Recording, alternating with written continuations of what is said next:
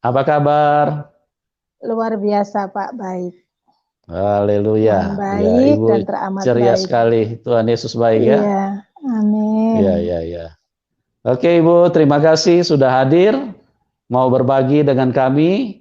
Siapa? Kesaksian Ibu akan sangat memberkati, akan sangat menguatkan, karena banyak orang yang ada di persimpangan akan diteguhkan, yang bimbang akan mendapatkan ketetapan, bahkan yang sudah mulai lemah, dengan melihat bahwa Tuhan Yesus adalah Tuhan yang nyata, mereka akan dikuatkan pada malam hari ini.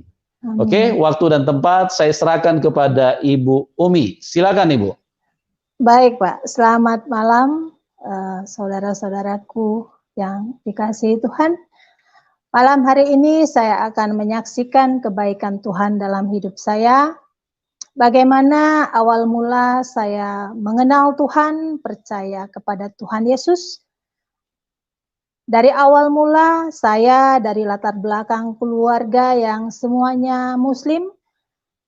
Kami tidak ada satupun dari keluarga kami yang beragama Kristen. Ibu, dari kecil, ya Pak. Ibu Umi, sorry saya potong sebentar. Mungkin posisi duduknya agak mundur sedikit Ibu, supaya wajah Ibu bisa terlihat lebih jelas. Agak mundur sedikit, Bu. Ya, oke. Iya, baik Pak. Ya. Oke. Silakan Ibu dilanjutkan. Iya, baik.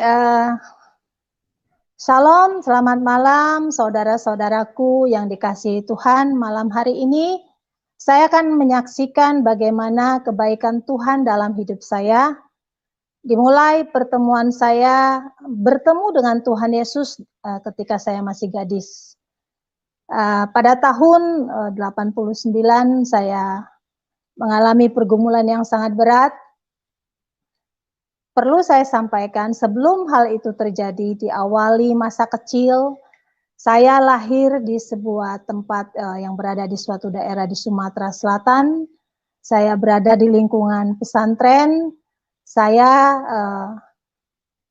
terdiri dari 2 bersaudara, dari 4 bersaudara. Saya anak yang keempat, anak bungsu. Saya dibesarkan dari lingkungan keluarga pesantren. Mengapa seperti itu? Karena di lingkungan tempat saya lahir, disitulah tempat berdirinya sebuah pesantren besar di Palembang. Kemudian masa kecil saya ketika saya berusia 6 tahun, saya sudah mengalami penderitaan. Saya ditinggalkan ayah yang meninggal dunia. Ayah saya meninggal bukan karena sakit, tetapi ayah saya meninggal karena dibunuh orang. Ayah saya mengalami perampokan dan akhirnya dibunuh. Ketika itu masih berusia 6 tahun. Karena kondisi ini, ibu saya mengajak saya pindah ke kota Palembang. Saya mulai sekolah di sana. Karena ibu saya adalah yang mencari nafkah pada saat itu, saya dititipkan ke kakak saya. Itu kakak sepupu dari keponakan ibu saya. Saya tinggal sama beliau dari mulai SD sampai saya masa SMA.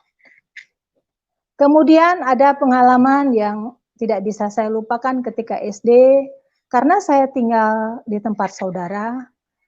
Di usia saya yang masih kecil, saya harus bangun pagi-pagi jam 5 subuh, wajib bangun. Kemudian sholat subuh. Kemudian saya melakukan pekerjaan rumah tangga jam 6 pagi, kemudian saya berangkat ke sekolah sampai siang. Dan kehidupan saya hari lepas hari berjalan seperti itu. Sedari kecil saya harus bekerja keras, membanting tulang untuk karena saya menumpang di rumah saudara, saya jadi harus menempatkan diri dengan sebaik-baiknya. Di sana saya dididik keras, kalau saya terlambat bangun jam 5 pagi pasti saya akan dimarah, bahkan dipukul. Saya wajib sholat subuh. Setelah sholat subuh, saya akan menyiapkan sarapan dan segala sesuatunya.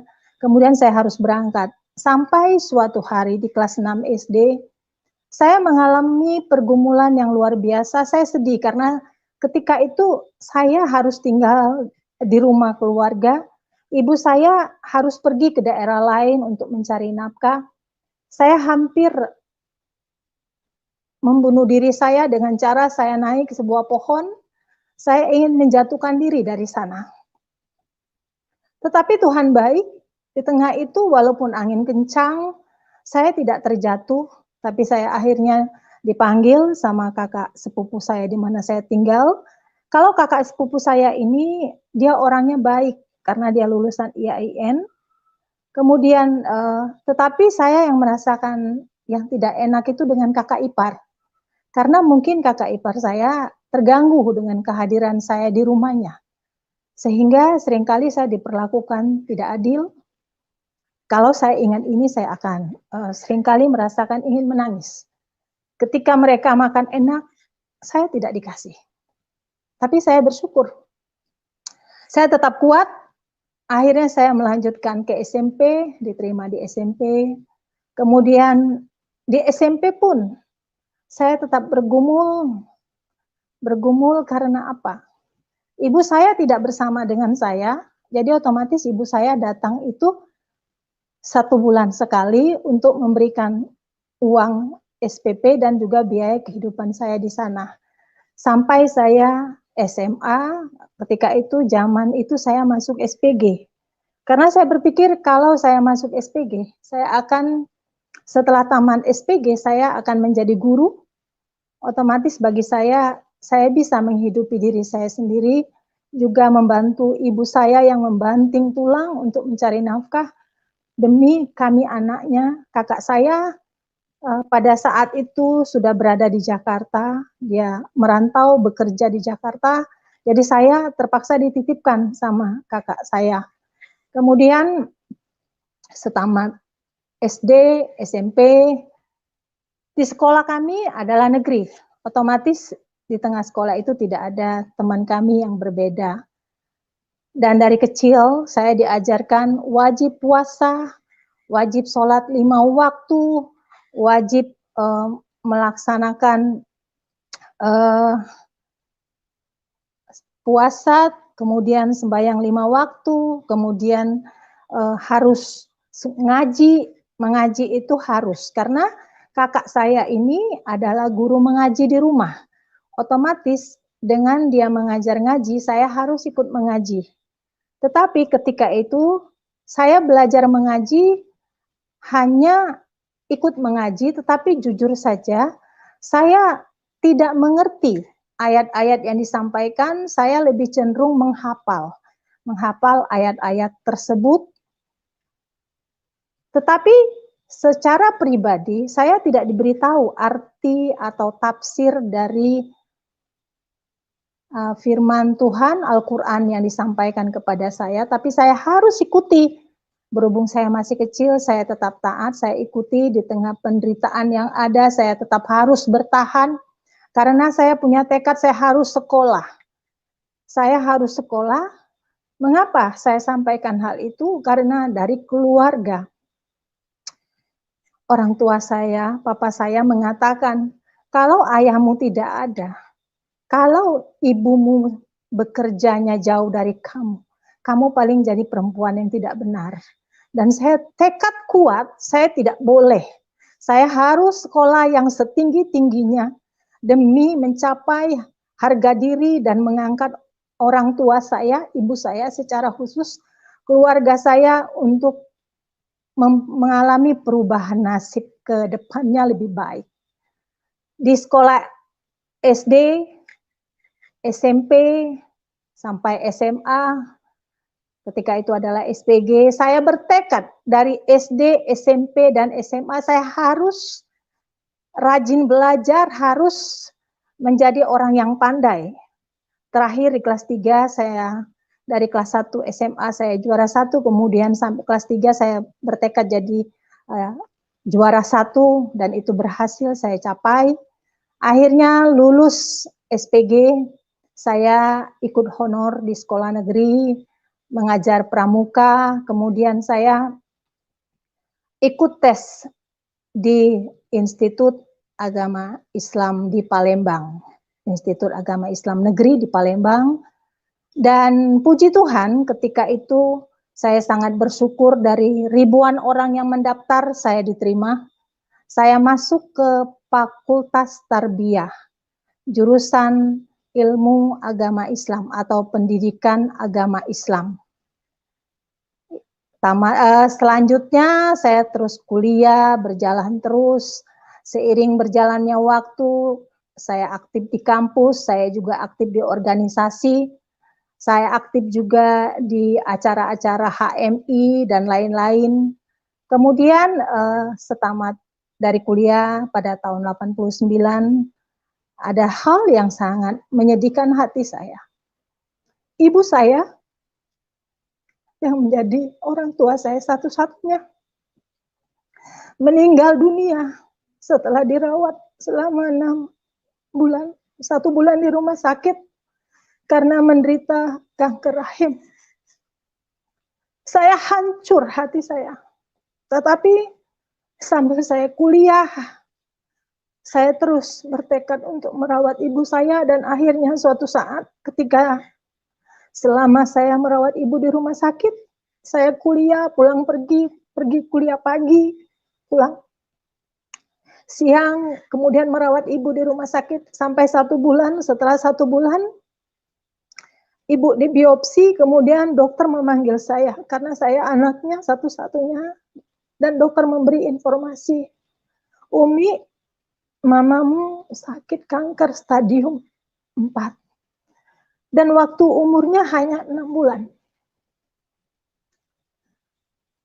Saya berusaha ketika itu, jujur saja, saudara-saudaraku, dunia saya rasanya mau hancur. Saya rasanya mau mati. Mengapa? Karena orang tua saya satu-satunya akan meninggal dunia. Itu diagnosa dokter. Dan saya katakan, dokter, tidak adakah usaha untuk menolong ibu saya supaya bisa disembuhkan? Dokter katakan, mohon maaf, untuk saat ini perawatan dari dokter hanya bisa melakukan operasi. Kalaupun dilakukan operasi, itu belum tentu berhasil. Akhirnya kami disarankan dokter untuk pulang. Ibu saya pulang ke rumah.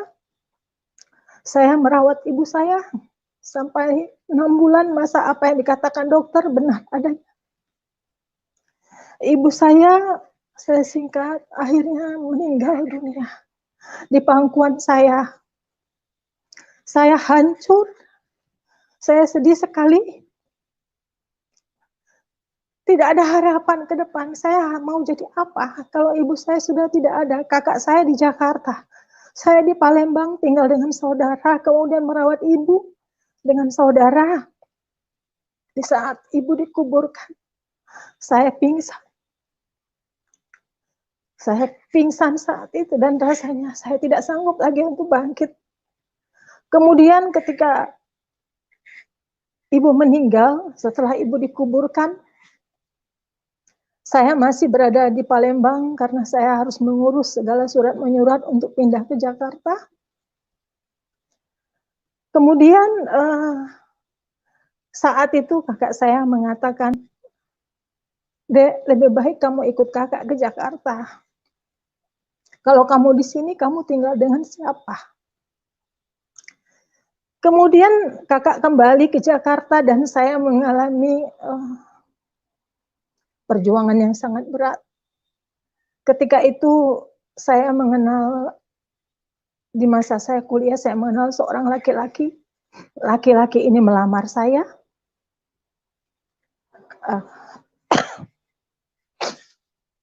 Mohon maaf, Bapak Ibu. Melamar saya, kemudian di tengah berlangsungnya lamaran, menentukan waktunya pernikahan atau resepsi, salah satu saudara kami mendapat informasi bahwa dia menghamili anak orang lain. Akhirnya pernikahan saya dibatalkan, keluarga saya membatalkan pernikahan, dan dia mengatakan, daripada saya putih mata, lebih baik saya putih hati. Daripada dia hidup, lebih baik dia mati. Ternyata apa yang dia sampaikan itu benar adanya. Dia ketika itu saya tidak mengerti apa namanya, tapi saya dibuat oleh dia, saya seperti hampir gila. Dan di tengah saya sakit, orang ini masih ada, saya juga bingung. Jauh dari orang ini saya benci. Tetapi kalau dia datang, saya tidak bisa mengatakan atau menolak. Akhirnya keluarga tante Om di Palembang memberi informasi ke kakak saya yang mengatakan lebih baik adikmu dibawa pergi ke Jakarta daripada dia nanti mengalami penderitaan yang berkepanjangan dengan orang ini.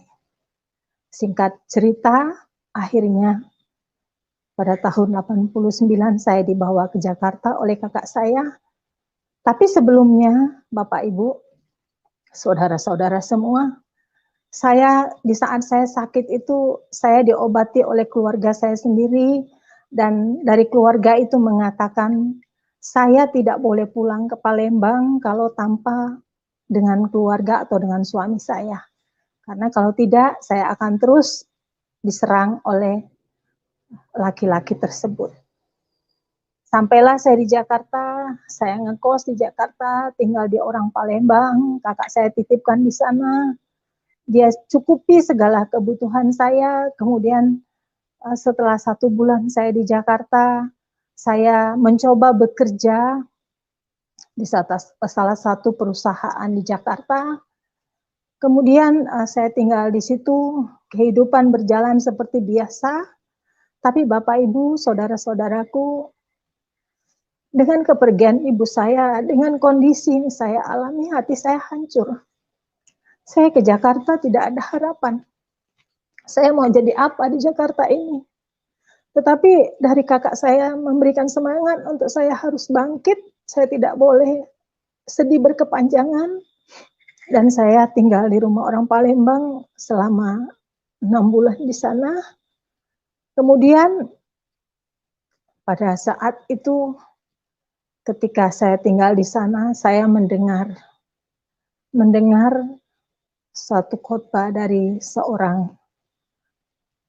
ustadz yang terkenal. Ketika itu Maulid Nabi dan menjelang, saya ingat menjelang bulan puasa. Dan kemudian saya mendengar khotbah. Saat itu saya tidak mengerti karena saya tidak menyaksikan dan tidak berada di sana.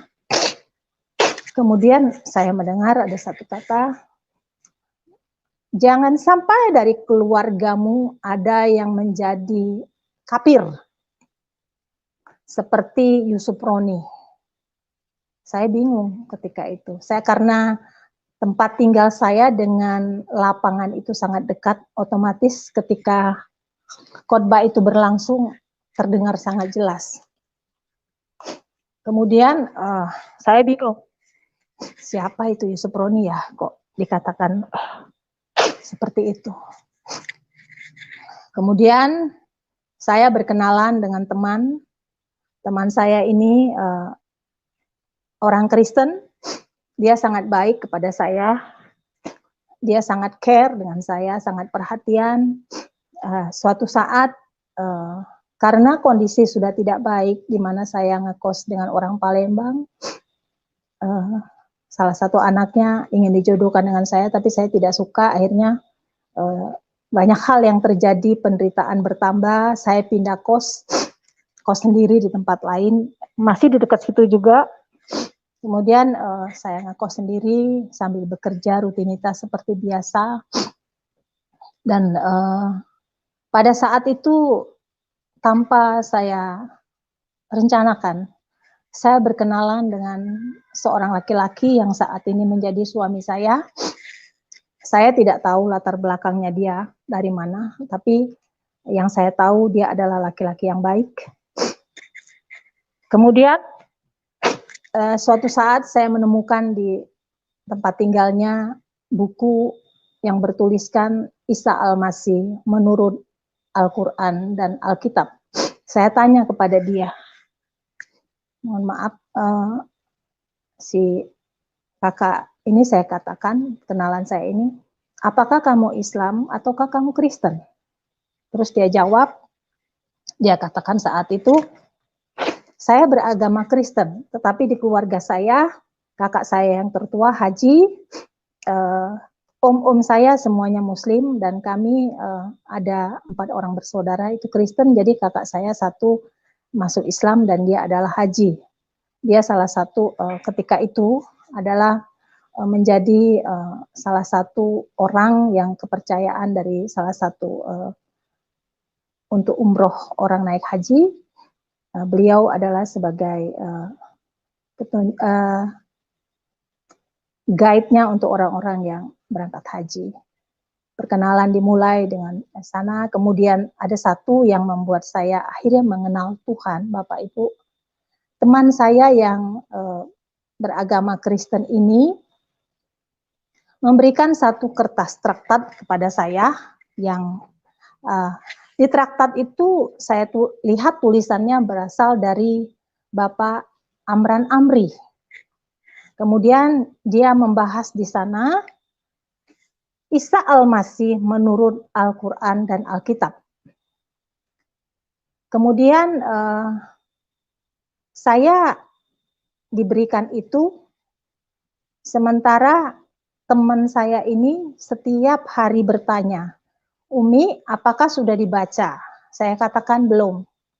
Berjalannya waktu 1 bulan, akhirnya dia tanya terus, saya jujur di hati saya, saudara-saudaraku kesal. Saya jengkel, marah juga, karena saya pikir dia tahu, saya ini Islam. Kenapa dia mesti bawa saya ke Kristen? Kenapa dia mesti menunjukkan hal itu? Kemudian akhirnya suatu saat dia datang lagi pada minggu pagi, Umi mau nggak ikut ke gereja? Tambah sebel saya, tambah jengkel. Terus dia katakan seperti, Umi, ini lembaran traktat ini kamu baca, ini saya kasih kamu Alkitab. Kamu kan punya tafsir Al-Quran, kamu bisa baca itu, kamu bisa compare antara apa yang ada di Alkitab dengan Al-Quran. Di hati saya saat itu mengatakan, ini orang keterlaluan juga ya, orang Islam kok disuruh baca Alkitab, dikasih Alkitab pula. Cuman karena dia baik dengan saya, selama saya berada di dekat dia, bertetangga dengan dia, saya terima Alkitab itu dan saya mulai, pada saat itu saya ingat bulan puasa, saya menjalankan ibadah puasa 1 bulan penuh. Kemudian setelah 1 bulan penuh saya berpuasa, saya mulai bertahap membuka kertas yang diberikan kepada saya itu dengan tujuan adalah untuk membuktikan kepada dia bahwa dikatakan di sana Isa anak Maryam adalah Yesus Kristus Tuhan. Bagi saya itu hal yang tidak mungkin, karena apa? Di pengajaran saya yang lama, jangankan Isa anak Maryam, Isa Al-Masih dengan disebut orang adalah Yesus Kristus itu Tuhan, saya mendengar Tritunggal yang Esa saja, bagi saya itu sesuatu yang tidak mungkin. Karena apa? Di pengajaran saya dulu mengatakan, ketika saya sembahyang, saya ingat ada ayat yang mengatakan bahwa Tuhan itu tidak beranak dan tidak diberanakan. Sementara saya mendengar dari kesaksian teman saya ini, ada Allah Bapa, ada Allah Anak, dan ada Allah Roh Kudus. Saya pikir ini impossible, nggak mungkin. Yang namanya Tuhan tidak beranak dan tidak diperanakan. Tetapi apa yang dia berikan kepada saya gumuli itu, saya compare antara apa kitab yang dia berikan dengan Al-Quran yang saya miliki saat itu, tafsir Al-Quran. Saya pelajari itu dengan seksama, bertahap tapi pasti, saya pelajari terus. Akhirnya pada titik tertentu, saya merasakan kelelahan, keletihan, saya bingung. Karena apa? Di satu sisi saya sembahyang, puasa, di sisi lain saya juga membaca Alkitab. Sementara juga Tuhan izinkan saya berkenalan dengan pacar atau suami saya ini Kristen. Saya jujur saja, saya berkata di dalam diri saya sendiri, saya tidak akan pindah agama karena laki-laki. Bukan saya sombong, tetapi itulah prinsip hidup saya karena saya diajarkan dari kecil.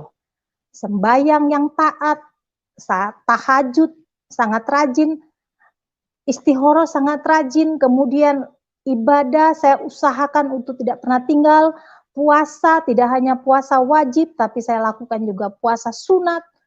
Masa saya mesti menjadi Kristen? Kemudian teman saya atau pacar saya saat itu mengatakan, kamu tahu nggak siapa itu Yesus? Saya katakan Yesus adalah Isa Al-Masih, anak Maryam. Itu yang saya tahu. Terus dia katakan Yesus itu Tuhan. Tidak, saya bilang. Yesus bukan Tuhan. Yesus adalah nabi. Dari 25 nabi, Yesus adalah salah satu nabinya. Terus kemudian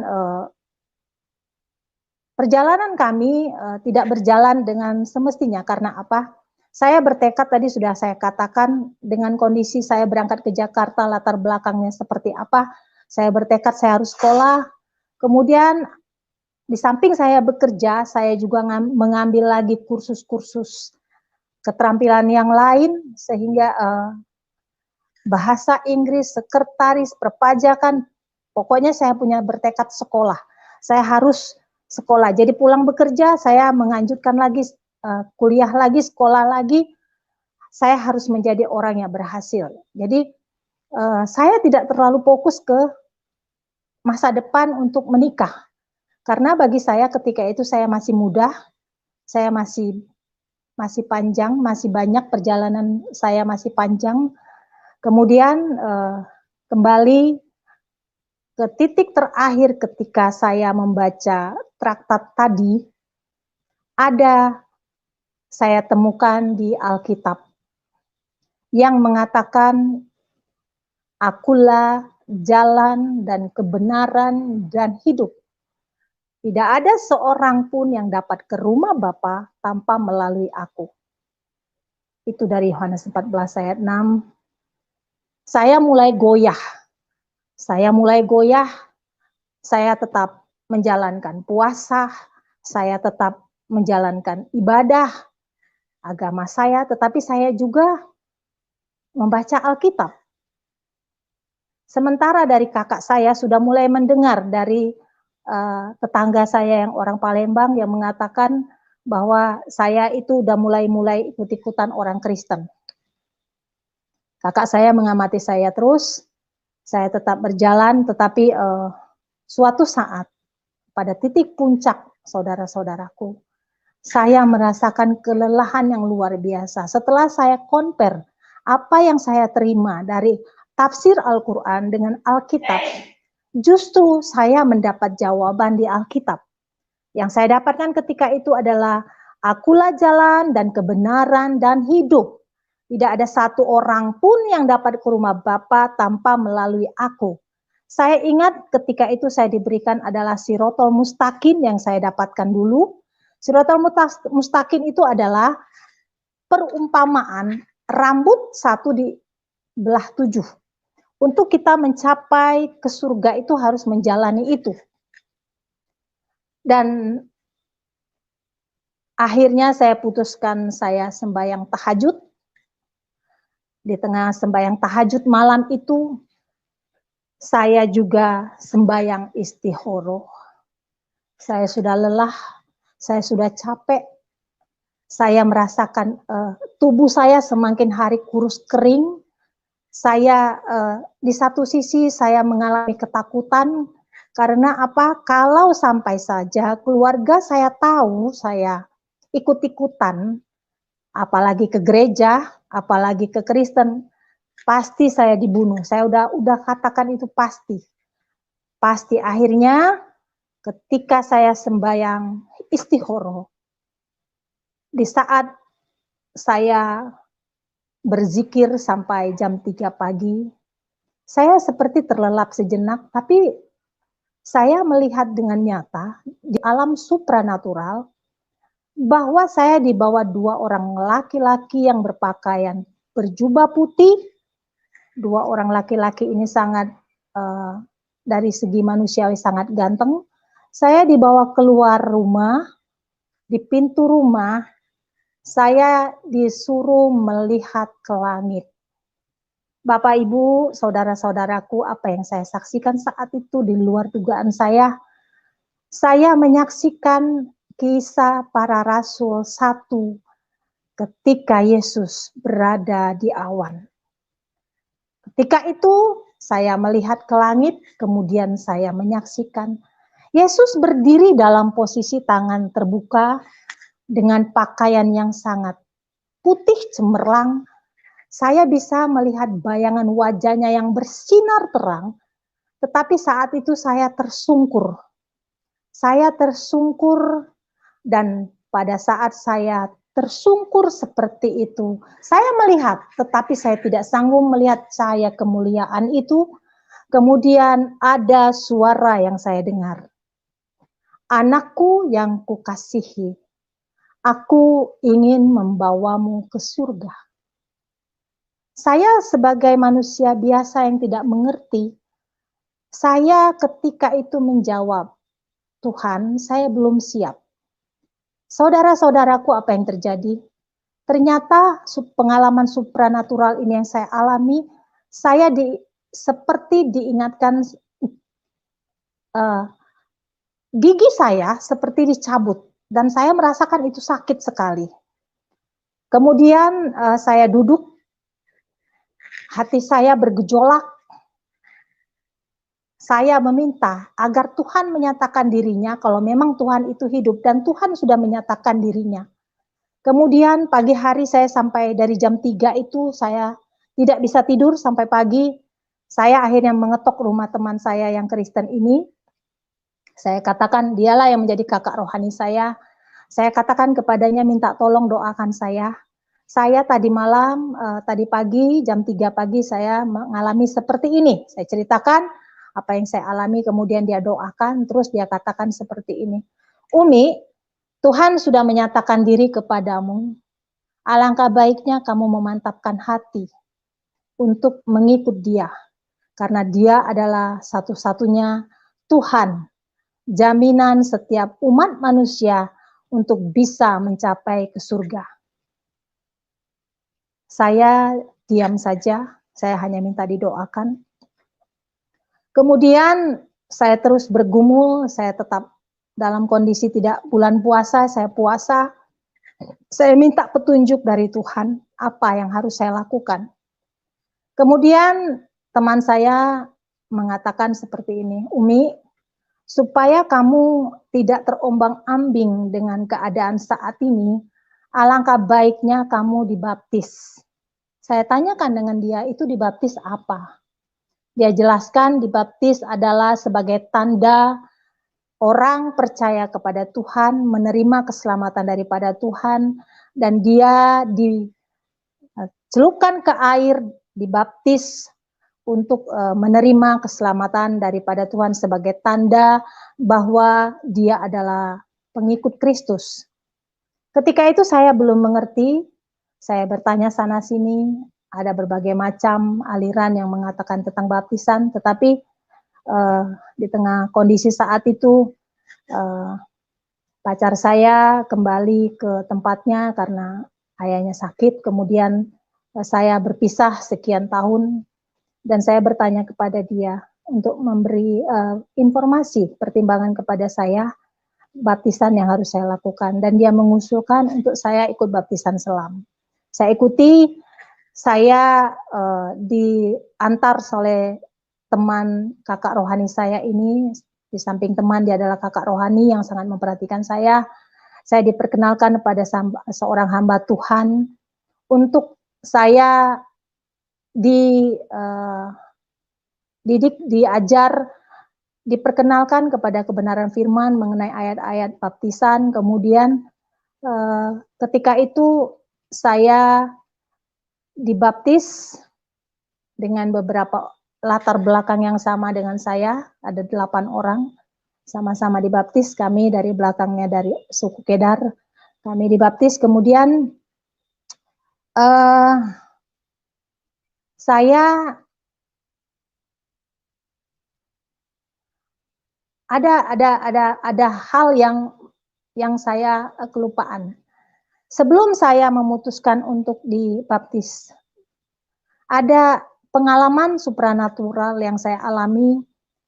Ketika itu Natal, teman saya ini mengajak saya pergi Natal karena saya sendirian di rumah. Dia katakan, Umi, kamu mau nggak ikut acara gereja kami? Kemudian dia bilang, di sana ada artis-artis yang terkenal, antara lain Diana Nasution, Ade Manahutu, Edi Slitonga, artis-artis rohani saat itu. Saya ikut bukan karena ingin ikut ke gerejanya, tetapi saya ingin menyaksikan artis itu. Puji-pujian mereka sangat bagus dan sangat memberkati. Kemudian ada pengalaman supranatural sebelum saya tadi, mohon maaf saudara-saudaraku kelewatan. Ada ketika saya mengikuti kebaktian itu, saya duduk paling belakang. Kemudian saya mendengarkan hamba Tuhan yang mengatakan bahwa di samping sebelum khotbah berlangsung akan menyaksikan film. Kebetulan film saat itu yang diputar adalah Yesus Kristus yang disalibkan. Saya dari belakang karena saya baru pertama kali ke sana, saya duduk paling belakang dan saya menyaksikan hal itu. Ketika film berlangsung pada saat Yesus disalibkan, Yesus dipukul, Yesus berdarah, tetapi pada saat puncaknya ketika tangan Yesus dipaku di kayu salib, kaki Yesus dipaku di kayu salib, saat itu saya merasakan hal yang hati saya hancur. Saat itu saya mendapatkan Roh Kudus yang mengingatkan saya bahwa Umi, Yesus itu mati untuk menebus segala dosa dan kesalahanmu. Saya menangis di situ, saya badannya bergetar dari awal menyaksikan film itu sampai titik terakhir selesai film itu, badan saya, tubuh saya bergetar. Saya menangis sampai pulang. Sampai pulang saya terus menangis, saya tidak mengerti itu apa namanya, tetapi saya merasakan sesuatu yang sangat hancur. Saya ketika itu mendapatkan hikmat yang daripada Tuhan, bahwa Yesus rela mati sebagai Tuhan, rela mati di kayu salib untuk menebus dosa saya. Saya tidak mengerti Bapak Ibu, mengapa ketika tangannya dipaku, ketika kakinya dipaku, badan saya bergetar sejadi-jadinya. Saya tidak mengerti saat itu. Cuman saya katakan dengan teman saya, kenapa ya badan saya kok gini, saya kok nggak bisa begini ya, saya terus bergetar tangan saya. Nah, itulah awal kemudian saya akhirnya mengambil sembahyang tahajud, kemudian saya istihoroh. Dan semakin dimantapkan, akhirnya saya dibaptis. Kemudian pada saat saya dibaptis, saya bertanya dengan teman saya itu. Saya mau tanya, saya bilang, apakah kalian kenal dengan Pak Yusuf Roni? Kemudian ketika itu dia katakan, kalau Umi pengen kenal Pak Yusuf Roni, saya akan antar ke rumahnya Pak Yusuf Roni, saya akan perkenalkan kamu dengan Pak Yusuf Roni. Akhirnya saya diperkenalkan ke Pak Yusuf Roni. Saya ceritakan apa yang saya alami, apa yang saya rasakan, dan saya sungguh diteguhkan melalui istri Pak Yusuf Roni. Saya didoakan. Dia katakan, Umi, karena kamu backgroundnya dari IAIN, alangkah baiknya kamu belajar Alkitab dengan serius, agar kamu nanti ketika kamu mengenal Tuhan Yesus, kamu tidak menjadi orang yang Kristen biasa-biasa saja. Agar kamu bisa menyaksikan kebaikan Tuhan dalam hidupmu dan bersaksi kepada keluargamu, karena ada firman Tuhan yang mengatakan, satu orang diselamatkan, maka seisi rumah akan diselamatkan. Saudara-saudaraku, jujur saya takut. Ketika saya didoakan, akhirnya saya katakan, baik Ibu, saya akan ambil sekolah Alkitab. Kemudian saya didaftarkan sama teman saya ini di sekolah Alkitab. Saya ambil sekolah Alkitab malam. Saya dididik di sana, saya mulai diajari bagaimana membaca Alkitab. Kemudian saya juga diajak sama saudara saya ini, kakak rohani saya ini untuk melayani. Saya mulai melayani di guru sekolah minggu, saya ikut pelatihan. Kemudian saya melayani juga di pemuda. Dan di tengah sekolah Alkitab ini, saya banyak bertemu dengan hamba-hamba Tuhan yang menjadi pelayan-pelayan Tuhan. Saya dikuatkan, saya diteguhkan, kemudian penderitaan mulai berjalan. Saya diketahui sudah Kristen, kakak saya mendengar dari tetangga saya bahwa saya seringkali pergi ke gereja. Suatu saat kakak saya sudah mengancam saya kalau sampai saya mendengar kamu Kristen, lebih baik kamu mati daripada kamu hidup bikin malu. Mama sudah tidak ada, mama sudah meninggal, sementara kamu Kristen, lebih baik kamu mati. Nah, ini ancaman yang saya alami, tapi belum terlaksana Bapak Ibu, saudara-saudaraku. Temanku, kakak rohaniku akhirnya bilang, Umi, kamu pindah dengan saya, tinggal dengan saya supaya kami cover dengan doa, agar kamu tidak sendirian ketika kamu mengalami pergumulan itu. Saya setelah mereka menikah, pada saat itu mereka menikah, teman saya menikah dengan suaminya, kemudian saya tinggal dengan mereka. Kemudian saya secara pribadi rajin diajak berdoa. Setiap setiap malam kami diajak berdoa, kemudian aktif kebaktian, aktif pelayanan juga. Kami ketika itu rajin pelayanan ke rumah sakit, saudara-saudaraku. Kami melayani orang-orang sakit, kami dari persekutuan doa kami para pemuda di gereja itu, dari latar belakang yang berbeda, kami melayani di rumah sakit, salah satu rumah sakit Kristen yang ada di Jakarta. Kami mendoakan orang-orang sakit, kemudian setelah itu kami kumpul, ada satu rumah yang menjadi histori bagi kami, tempat kami berdoa, tempat kami bergumul, tempat kami menyampaikan apa pergumulan kami masing-masing. Itu juga menjadi orang tua angkat saya. Beliau banyak berjasa kepada saya. Ada juga kakak rohani di sana yang latar belakangnya sama dengan saya. Dia latar belakang dari suku Kedar. Dia kemudian bertobat, menikah, dan dia bertobat. Kemudian dia aktif juga dalam pelayanan sebagai guru sekolah minggu, sebagai aktivis di pemuda. Kemudian kami mulailah saya sendiri mengalami pergumulan. Mengikut Kristus ternyata tidak seperti yang kita bayangkan. Mengikut Kristus pasti ada pikul salib. Penderitaanmu dimulai. Di keluarga saya sendiri, saya dikucilkan, saya dibuang, kakak saya mendapat intimidasi dari keluarga. Tetapi Bapak Ibu, saudara-saudaraku, ada pengalaman supranatural lagi yang saya alami. Saya mengalami bagaimana ketika saya dalam posisi tidur, saya tidak mengerti saat itu apa disantet atau apa, datang ular menyerang saya, datang binatang-binatang menyerang saya, harimau di tengah posisi tidur saya. Tetapi ketika saya mengatakan dalam nama Yesus engkau pergi, saat itu mereka pergi. Kemudian saya juga mengalami intimidasi, mimpi-mimpi yang menakutkan.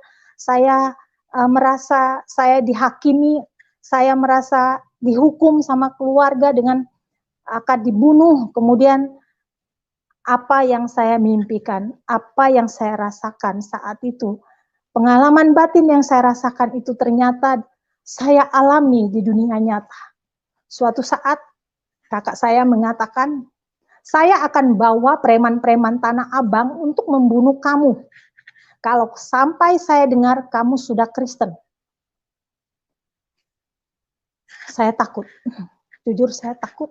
Tapi dengan kekuatan doa setiap hari dari saudara seiman kakak rohani saya itu, seiring berjalan waktu saya juga menyelesaikan sekolah Alkitab malam.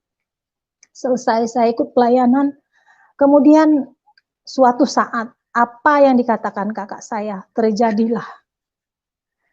kakak saya datang beserta keponakan-keponakan saya dia mengatakan, dia menggedor pintu dan dia berteriak di rumah tempat saya tinggal dengan saudara angkat saya itu, kakak rohani saya, disuruh keluar. Saya akhirnya kami berdoa terlebih dahulu. Saya ketakutan Bapak Ibu, karena saya tahu kalau dia bilang mati, lebih baik mati, karena kakak saya punya ilmu hitam. Kakak saya itu berguru dari Banten sampai ke Cirebon, dia berguru.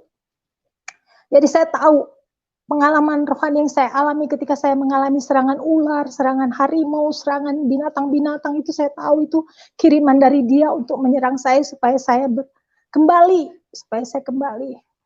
Dan dia datang beserta keponakan saya, keponakan-keponakannya. Buka pintu, gedor, kami buka pintu, terus dia bilang, saya mau bicara dengan adik saya. Dia datang dan saya tahu dia bawa senjata. Kemudian dia katakan, saya dengar kamu sudah Kristen.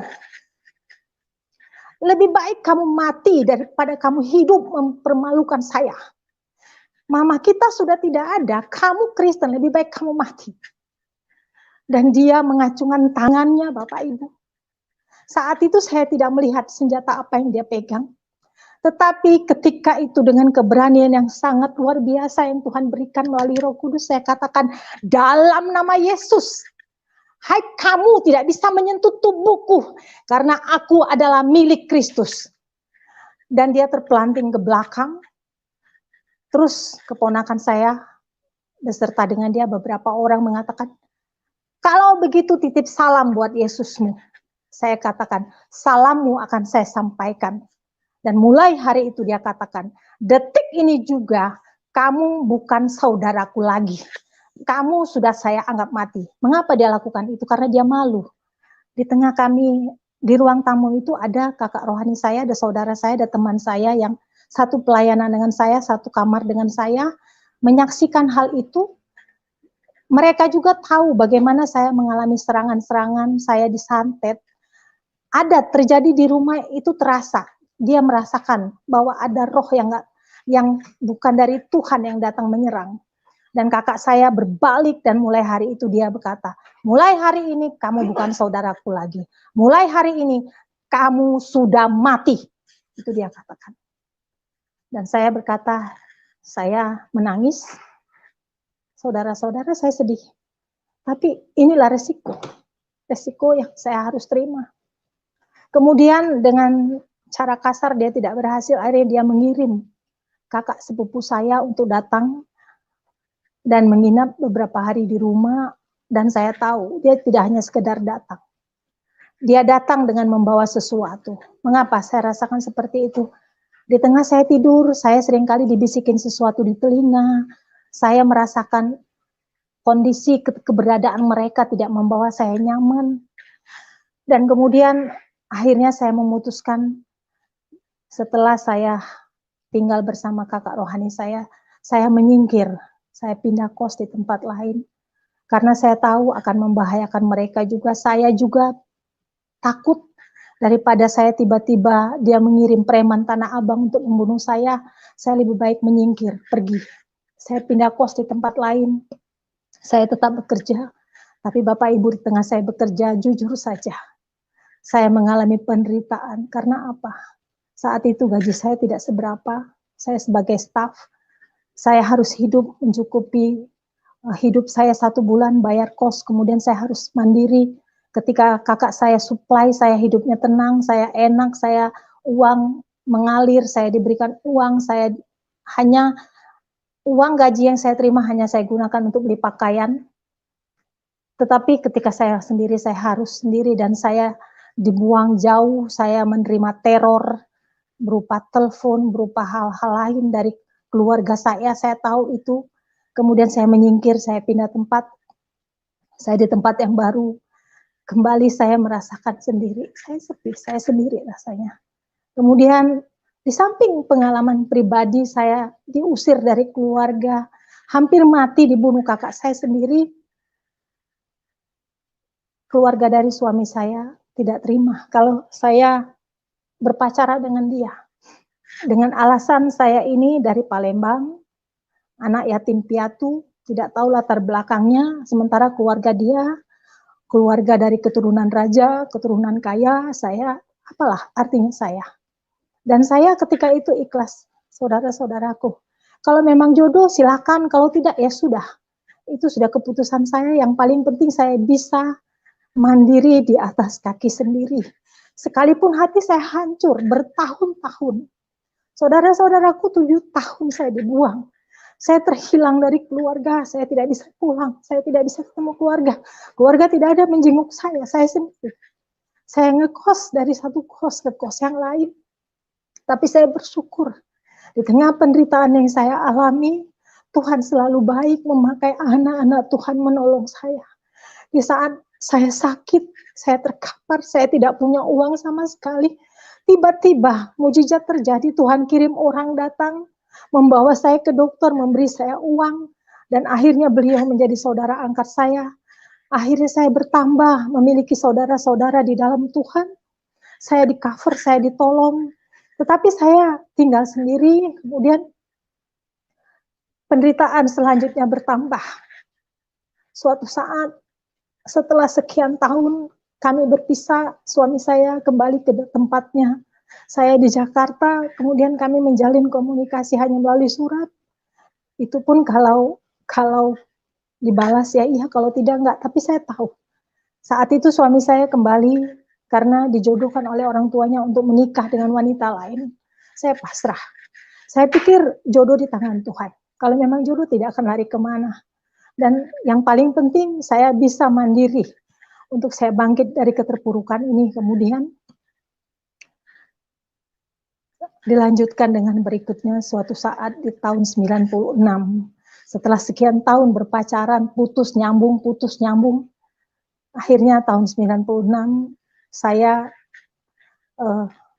memutuskan untuk menikah. Sementara saya sudah dibuang sama keluarga.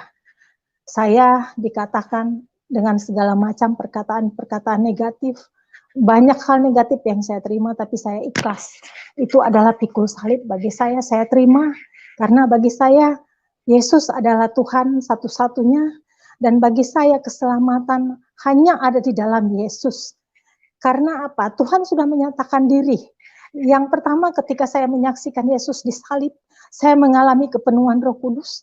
Yang kedua, ketika saya sembahyang tahajud dan istihoro, saya bertemu muka dengan Tuhan, sehingga saya mantap untuk mengikut Kristus.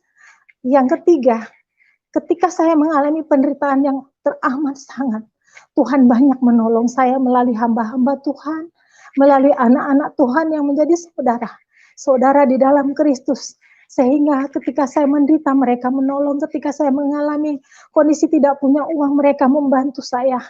Ini salah satu pengalaman yang luar biasa yang saya alami. Kemudian kami terus melayani di rumah sakit, berdoa untuk orang-orang sakit.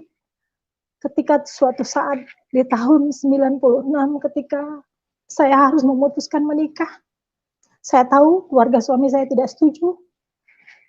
Saya bahkan mendengar menjelang 1 bulan kami menikah.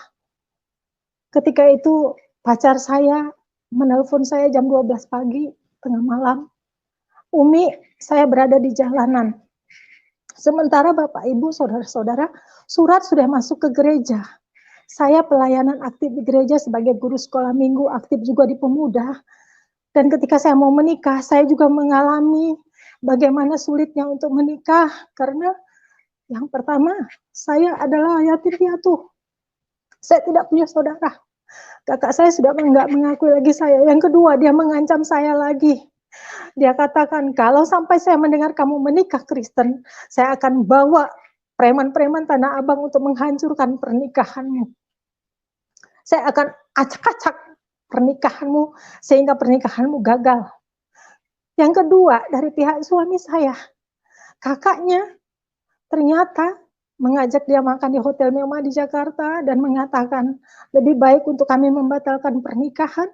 Dan ketika suami saya mengatakan, saat itu masih pacar saya, dia bilang saya sudah putuskan karena saya sudah mengajukan surat pengajuan ke gereja. Saudara-saudaraku, suami saya juga mengalami pergumulan. Dia dilempar sama pot yang ada bunganya. pot yang ada tanahnya. Dia dipukul, dihajar habis sama kakaknya. Karena kakaknya mengatakan seperti ini, untuk apa kamu menikah dengan orang Palembang itu? Kita tidak tahu dia latar belakangnya seperti apa. Kamu cari wanita yang sukses, cari wanita yang berhasil, cari pengusaha. Jangan hanya seorang karyawan yang seperti dia, masih banyak perempuan lain. Dan ketika itu saya sudah hampir putus asa. Mau menikah pun ternyata banyak pergumulan, uang tidak ada. Saya hanya ketika itu memegang uang 1 juta dan dia hanya memegang juga 1 juta, kami butuh modal banyak untuk menikah. Karena menikah di gereja, kemudian catatan sipil, kemudian ada pesta. Tetapi mujizat kembali saya rasakan. Di saat saya mengalami pergumulan berat, tidak ada dana, Tuhan kirim dana. Melalui orang tua murid yang memberkati saya. Kemudian orang tua murid ini menyumbangkan banyak, ketika pernikahan itu saya disumbang banyak hal. Ada dana, ada pakaian, ada banyak hal yang saya terima dari teman-teman seiman. Saya merasakan pertolongan yang Tuhan luar biasa, tetapi Bapak Ibu, saudara-saudaraku, saya merasakan kesedihan. Yang pertama, saya ingin menikah saja susah. Udah mau Kristen susah, mau menikah juga susah. Jangankan didorong, jangankan didukung, saya malah akan disuruh putus dan saya sudah pasrah Bapak Ibu. Kalau memang jadi ya sudah, kalau tidak ya tidak apa-apa. Dan suami saya ternyata di tengah dia kondisinya galau, dia katakan, Umi kita tetap menikah. Oke, baik, saya mempersiapkan dan saya bersyukur Bapak Ibu saudara saya punya teman persekutuan yang luar biasa. Mereka mendukung doa. Setiap hari mereka mendukung saya dalam doa. Selama 1 bulan menjelang pernikahan mereka berdoa terus untuk saya, mendukung saya. Karena saya banyak sekali pergumulan yang saya alami. Yang pertama, saya tidak punya dana. Yang kedua, saya tidak punya persiapan sama sekali. Yang ketiga, setelah sekian tahun saya berpacaran, masa saya tidak menikah? Kakak saya sudah mengatakan, kalau saya dengar kamu menikah dengan cara Kristen, pasti kamu akan saya serang dengan preman-preman Tanah Abang. Karena kakak saya bergaul dengan preman-preman Tanah Abang. Dia bekerja di kota, tetapi lingkungan dia, pergaulan dia adalah preman-preman Tanah Abang. Otomatis saya ketakutan. Di satu sisi dari keluarga suami saya tidak setuju, di sisi lain, tapi saya meminta tanda dengan Tuhan. Tuhan, kalau memang dia jodoh saya, Tuhan Yesus berikan saya petunjuk-Mu agar saya melangkah dengan mantap dan pasti. Dan Tuhan menyatakan dirinya dengan melalui mimpi. Saya kembali diberikan mimpi dengan mendapatkan ayat firman Tuhan yang berbunyi, kalau Tuhan berjanji, Tuhan tidak pernah ingkar janji. Janji Tuhan ya dan amin. Dan saya singkat, akhirnya saya menikah dengan modal kami sendiri, tapi mujizat yang saya alami ketika itu adalah mujizat pesta Kana. Karena apa? Dengan modal kami seadanya, ketika kami menikah dan kakaknya kembali, saudara-saudaranya mengatakan kepada saya, apa modal kalian menikah? Karena kami menikah di gereja, kemudian kami menyewa hotel, kemudian kami pesta. Ada dana yang Tuhan berikan. Ketika pertemuan di hotel itu pada saat setelah kami menikah, setelah kami ditahbiskan oleh pendeta, bahwa kami resmi sebagai suami istri, keluarganya kumpul, om tantenya, saudara-saudaranya kumpul, dan ketika itu kakaknya kembali menghina saya di tengah keluarga. Tetapi saya menerima itu dengan lapang dada. Karena saya merasakan pertolongan Tuhan luar biasa dari teman-teman saya, saudara-saudara saya di dalam Tuhan. Dan mereka menjadi teman dan sahabat saudara saya sampai hari ini. Mereka ada yang menjadi hamba Tuhan, ada yang menjadi penginjil, ada yang menjadi pelayan, karyawan, dan lain-lain. Tetapi persaudaraan kami sampai hari ini. Saudara-saudaraku, inilah kesaksian saya ketika saya bertobat, ketika saya menerima Tuhan Yesus, dan yang lebih lanjut di saat menikah. Pernikahan kami tidak direstui keluarga, tetapi kami tetap menikah. Mujizat kembali terjadi, kebutuhan biaya gedung, biaya pesta, Tuhan sediakan di luar dugaan kami, pas seperti apa yang kami harapkan. Sehingga dana yang kami butuhkan cukup untuk restoran, untuk salon, untuk hotel di mana kami menginap. Pengalaman yang berikutnya adalah belum sampai selesai di situ, saudara-saudaraku. Ada pengalaman yang kedua yang saya alami, kami menikah, mengalami pergumulan, tetapi ada pengalaman terakhir yang semakin hari yang membuat saya semakin harus sungguh-sungguh di dalam Tuhan, harus sungguh-sungguh melayani Tuhan. Saya doakan terus seluruh keluarga saya untuk mereka bertemu Tuhan Yesus secara pribadi, menerima Tuhan Yesus sebagai Tuhan Juru Selamatnya. Di dalam doaku selalu untuk saudara-saudaraku semuanya, agar mereka juga mengenal Tuhan yang benar. Tuhan yang benar hanya ada satu, di dalam nama Tuhan Yesus. Pengalaman yang terakhir yang saya akan ceritakan, Bapak Ibu, saat ini suami saya baru sembuh dari stroke. Pada tahun 2013 ada pengalaman supranatural lagi yang saya alami. Saya di tengah ulang tahun saya, suami saya mengalami serangan stroke, pecah pembuluh darah di batang otak. Dia dinyatakan kalau tidak hidup, kalau tidak dilakukan operasi dia akan mati. Tetapi ketika itu ada pengalaman supranatural yang saya alami lagi. Di saat hari pertama dia masuk ruang ICU, saya berada di ruang tunggu, saya menangis di hadapan Tuhan. Tetapi ketika itu saya duduk bersila jam 2 pagi, saya berbicara dengan Bapa di surga, dengan Tuhan Yesus. Saya katakan, Tuhan, ini ulang tahun saya. Masa hadiah ulang tahun saya, suami saya koma, hampir mati, pecah pembuluh darah di batang otak, bahkan kata dokter katakan kesempatan dia hidup sangat sedikit. Ketika itu Tuhan berbicara jelas kepada saya, Umi, pada saat Maria dan Marta berteriak ketika Lazarus mati, aku ada di sana dan saat ini juga aku ada di sini. Dan pada saat itu saya tiba-tiba berbahasa roh. Saya tidak mengerti bahasa yang saya ucapkan apa, tetapi saya mengerti apa yang saya bicarakan sama Tuhan. Ketika itu saya dibawa oleh 2 malaikat ke ruangan ICU. Di dalam alam supranatural, saya bertemu dengan Tuhan dan saat itu saya melihat hadapan muka dengan muka. Tuhan Yesus menumpangkan tangan di kepala suami saya. Disaksikan 2 malaikat, Tuhan Yesus sangat luar biasa. Pakaian putih cemerlang, sangat suci. Tuhan Yesus mengatakan, saat itu saya melihat Tuhan Yesus menumpangkan tangan di kepala suami saya. Dan saya menyaksikan itu bersama teman-teman para hamba Tuhan. Banyak orang yang mendoakan suami saya di ICU. Tetapi ketika itu saya sudah tidak sanggup lagi karena Bapak Ibu, saudara-saudara, saya menunggu suami saya sendiri di sana, tidak ada teman, tidak ada saudara. Saya sendiri, saya berada di ruangan itu. Dan pada malam itu, kembali Tuhan menyatakan dirinya, menyatakan mujizat. Saya sampaikan kepada hamba Tuhan yang melayani, yang berdoa. Tuhan Yesus sudah menyembuhkan suami saya. Karena Tuhan Yesus menyatakan diri kepada saya. Dan saat itu, saya percaya 100% suami saya akan sembuh. Esok harinya saya dipanggil dokter ahli saraf mengatakan, Ibu Umi, suami ibu harus dioperasi. Kalau tidak, suami ibu, kami tidak tahu nasibnya seperti apa.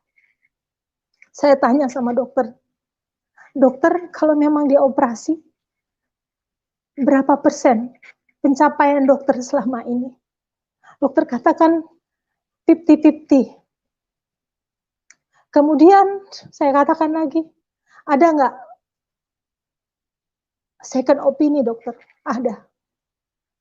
Dilakukan untuk membersihkan darah yang pecah di pembuluh di batang otak itu. Dia harus diinfus. Maksudnya apa dokter? Ya, dibor kepalanya Bu, dimasukkan selang di kepala agar darah yang mengumpal itu bisa diambil dan dibersihkan.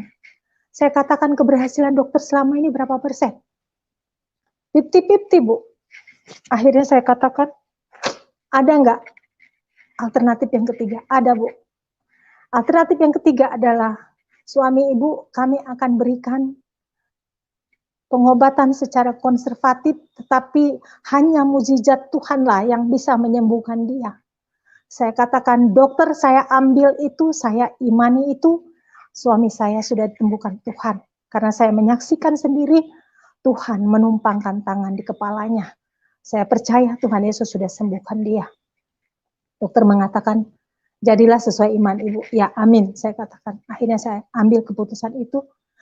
Tetapi Bapak, Ibu, Saudara-saudara, suami saya dirawat di ICU selama 10 hari dalam kondisi koma. Saya minta tanda lagi sama Tuhan. Tuhan, kalau memang betul suami saya hidup, hari yang ketiga saya katakan, saya ingin suami saya bisa menjawab ketika saya bertanya.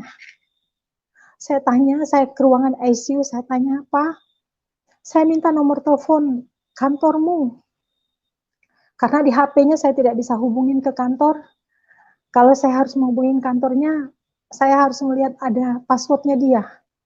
Sementara saya hanya memberitahukan ke pimpinannya saja. Dan ketika itu suami saya menjawab, menyebutkan angka-angka nomor handphonenya. Saya bilang, thanks God, terima kasih. Tuhan baik, ini tanda Tuhan akan sembuhkan dia. Kemudian besoknya lagi saya ngomong dengan suami saya, Pak, bangun. Saya ingin kamu ngomong sama saya. Kalau memang Tuhan nyata sembuhkan kamu ngomong terus. Dia kata dengan mulut menyong seperti ini, Mah, Tuhan Yesus katakan aku akan disembuhkan. Aku sudah pergi ke taman di Firdaus, tetapi Tuhan bilang belum waktuku pergi.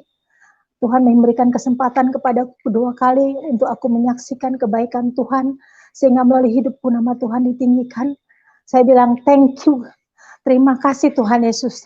Thank you God, thank you, terima kasih Tuhan. Ini mukjizat yang saya alami. Yang berikutnya Bapak Ibu, suami saya berkat pertolongan Tuhan, mukjizat Tuhan setelah 7 tahun.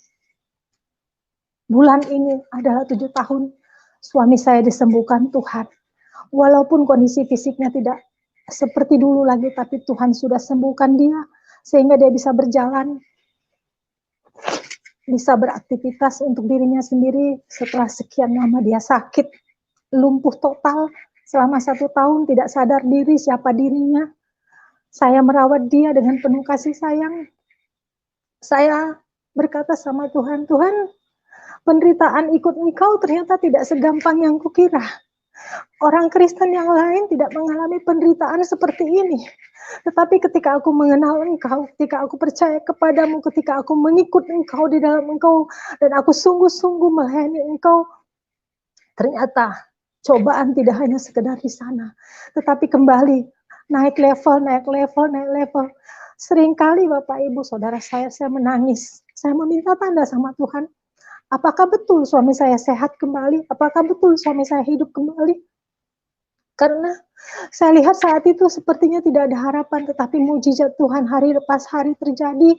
Dia sembuh bertahap tapi pasti, dan sekarang dia sudah sembuh walaupun dalam kondisi cacat.